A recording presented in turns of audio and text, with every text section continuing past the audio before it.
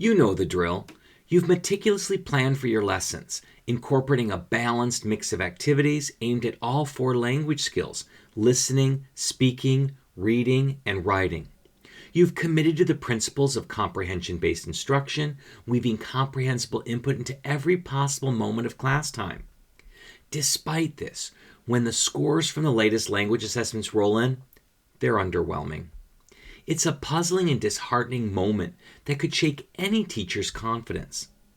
You might be tempted to question everything.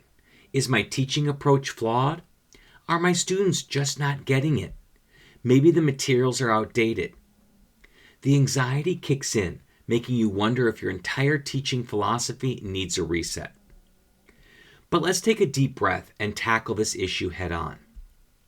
The good news is you're not alone, and even better news, this is a fixable problem.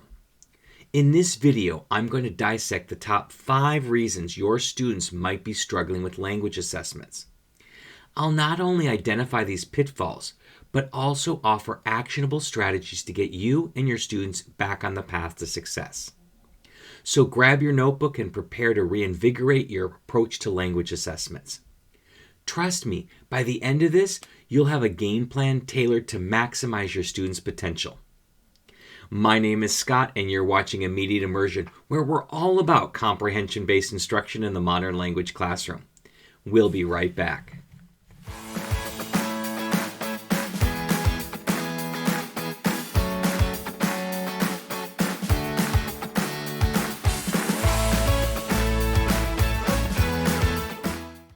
Reason number 1, the age-old problem of the textbook trap.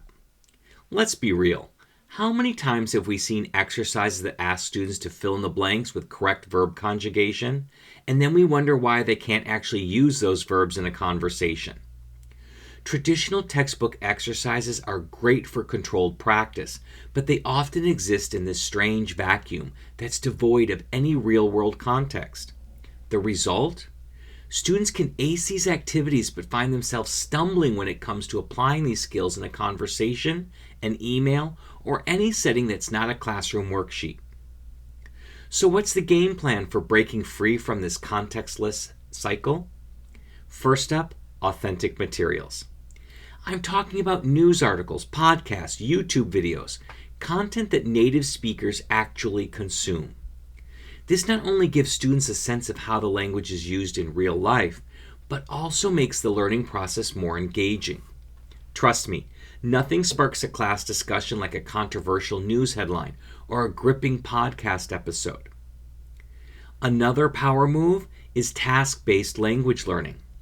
Rather than drilling grammar points or isolated vocabulary, create tasks that mimic real-world situations. Maybe that's navigating a trip using a public transport, ordering food in a restaurant, or preparing for a job interview. The goal here is to make tasks as realistic as possible so that students can easily transfer their skills from the classroom to the world outside. And let's face it, that's the whole point of learning a language, isn't it? And by focusing on these strategies, you're not just teaching language, you're teaching communication.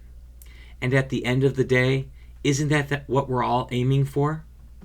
Reason number 2, comprehensible input. Now we're talking about the bread and butter of second language acquisition. We've all seen those glossy textbooks with pages full of dialogues and activities. But if those dialogues and activities are either too easy or too hard, you'll find your students either yawning out of boredom or breaking into a cold sweat from the challenge. The Goldilocks principle really applies here. The input needs to be just right, understandable but challenging enough to push students to the next level. So how do we get into this Goldilocks zone of language learning? One way is through comprehension-based instruction. This involves using language that's within the student's grasp, but adding in new elements, maybe some unfamiliar vocabulary or idiomatic expressions, to stretch their abilities.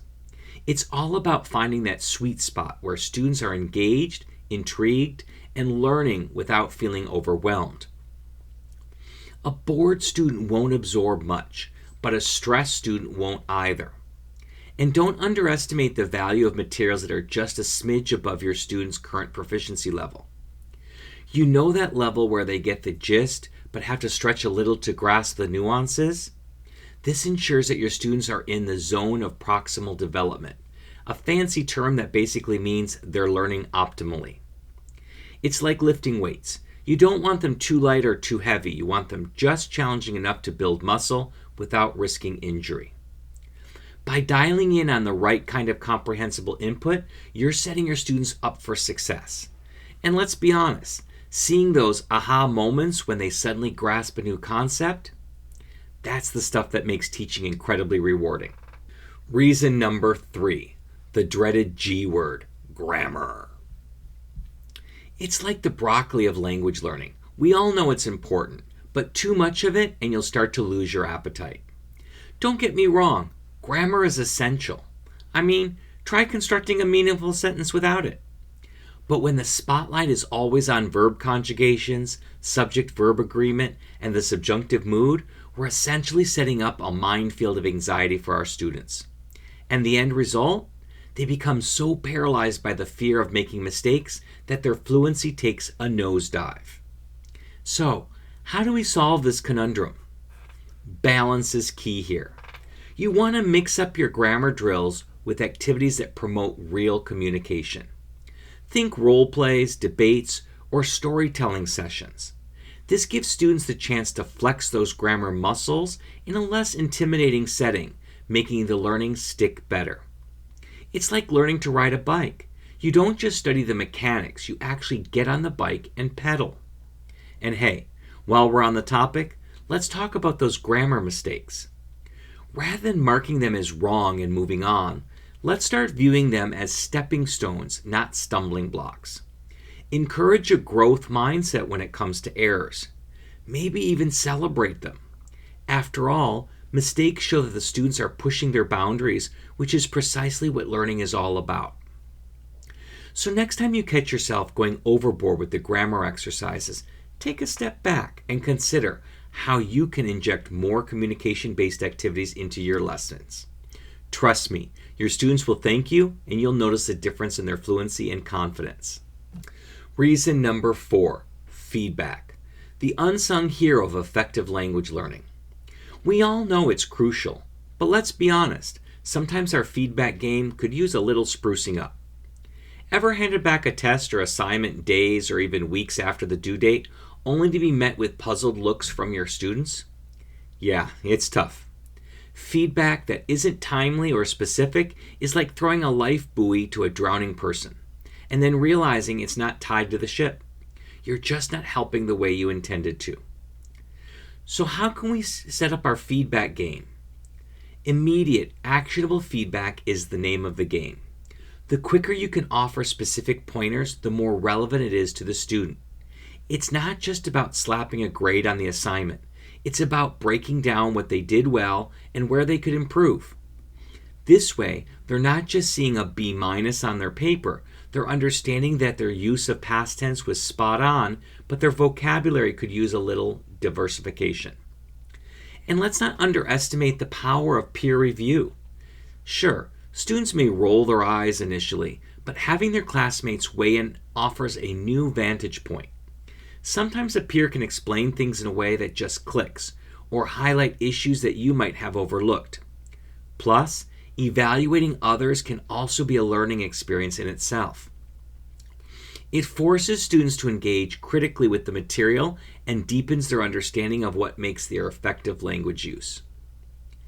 By honing in on timely and specific feedback mechanisms, you're providing your students the tools they need to make real, measurable improvements.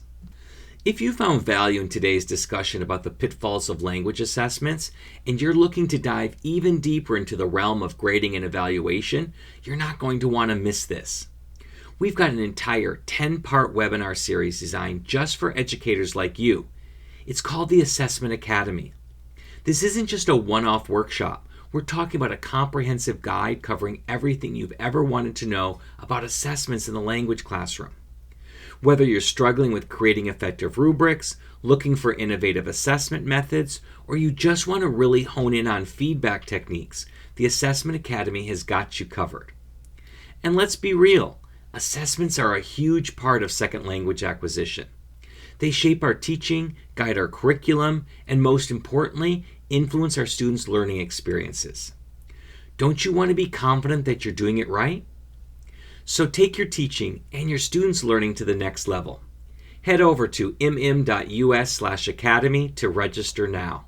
Trust me, this is the key to mastering the art of assessments in a way that truly resonates with your teaching philosophy and delivers results. Don't miss out. Reason number 5. All right, let's talk about the elephant in the room. Test design flaws. I mean, how many times have we seen exams or quizzes that just seem to miss the mark? You know, those multiple choice behemoths that seem to evaluate test-taking skills more than actual language comprehension? Or those open-ended questions that are so vague they leave students scratching their heads. The result? An assessment that's about as effective as a GPS that's lost its signal. It doesn't really tell you, or the students, where they're at in terms of language ability. So what's the remedy here? First off, variety is your friend. Don't just stick to one type of assessment because that's the way it's always been done. Mix it up. Incorporate oral exams, written tasks, and interactive activities. Each of these can offer different insights into a student's skills and gaps. An oral exam might reveal fluency and pronunciation nuances, while a written task could shed light on grammatical understanding.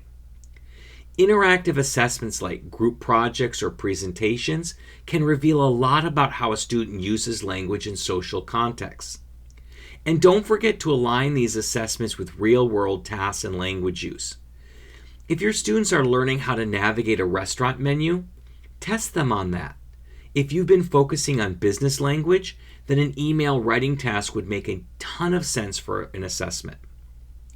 By making the test as relevant as possible, you're not just gauging their language skills, you're preparing them for real-world scenarios.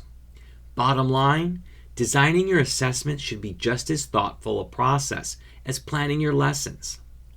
Because a well-crafted test isn't just an endpoint, it's a diagnostic tool that helps you both and you and your students understand what's clicking and what still needs work.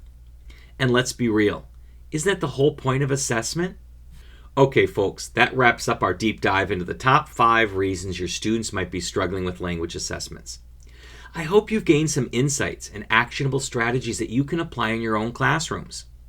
If there's one thing we can all agree on, it's that teaching a language is a complex endeavor. But it's also an incredibly rewarding one, especially when you see your students not just surviving, but thriving in their language journeys. And hey, if you're as passionate as I am about this topic, and you're ready to really level up your game, then you've got to check out our Assessment Academy. Trust me, this 10-part webinar series is the ultimate deep dive into grading and assessments. So go ahead and register at mm.us/academy. You won't regret it. But before you go, if you found value in this video, go ahead and hit that like button. And if you haven't already, subscribe for more content focused on mastering the art of language instruction. Got any questions or something to add to today's topic? Drop a comment below. I'd love to hear your thoughts. Thank you for tuning in, and until next time, happy comprehensible input.